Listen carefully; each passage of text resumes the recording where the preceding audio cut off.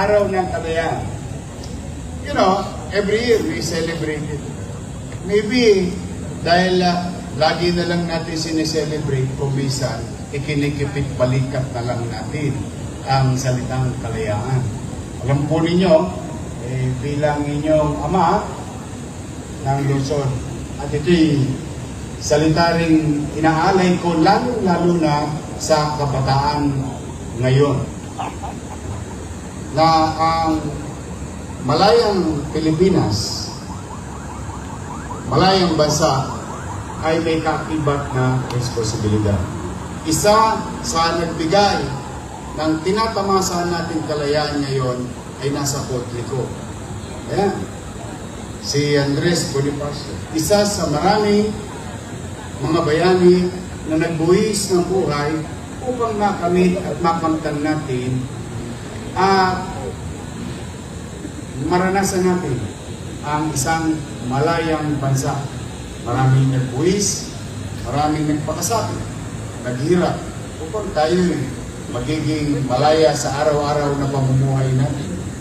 Ngunit, kakalaan, nakakaligtaan ninyo na ang kalayaang ibinigay sa atin ng ating mga bayani ay may kaakibat na responsibilidad. Kaya bilang mamamayan, tayo bilang kawani ng pamahalaan, ay patuloy natin susundin ang mga alituntunin na ipinatutupad ng mga batas. At patuloy natin papahalagahan, bibigyan ng importansya yung kalayaang ating tinatamasa. Iyang kaakibat na responsibilidad ay patuloy tayong magmantsa at huwag tayong makikibahagi sa mga kaguluhan. Ay nawa, no? Itong nangyayari sa ating bansa, yung ating mga leader sa national government, sana minsan isang umaga mag-almusal sila pare-pareho at tumuko sa isang hapagkainan na nag-uusap kung saan sila pwede magkitang interseksyon. Hindi pwedeng dalawang kalye magkatapat at parehong umaandar. Walang tutunguhan ang ating bansa. One way or another, we may agree and disagree to one another. We may believe to one another. But there must be a common ground. And in this case, the common ground is the Filipino people. Why? Because we, Manileños, tayo mga taga-Manila, umaasa rin sa mga gagawin nila sa national government.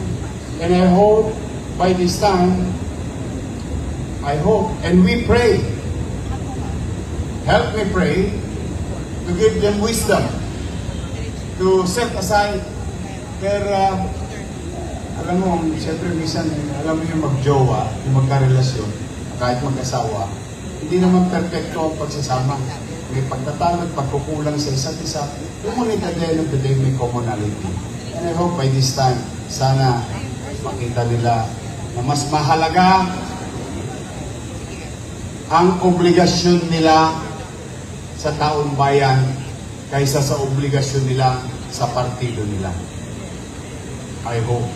Because we Manilans will suffer if institutions fail to deliver their obligations and responsibility to do their job na magbe-benepisyo ang mamamayan. Patuloy tayong umaasa na liliwanag din ang kanilang isipan. Yan siguro maging mensahe natin sa pagdiriwang ng kalayaan. Maipaalala natin sa mga individual sa national government, uy, hindi kami nag-i-enjoy ng kalayaan dahil sa inyo. Nag-i-enjoy kami ng kalayaan dahil sa mga bayani na sukdulang ibuwis nila ang kanilang buhay para sa amin ngayon at sa susunod pang generasyon. We, the people, is the protector of that liberty or that rights. Right to live in peace, in harmony, and progress. Kaya pagdating ng araw, sana rin matuto tayo sa buhay, sa mga bagay o individual na inilalagay natin sa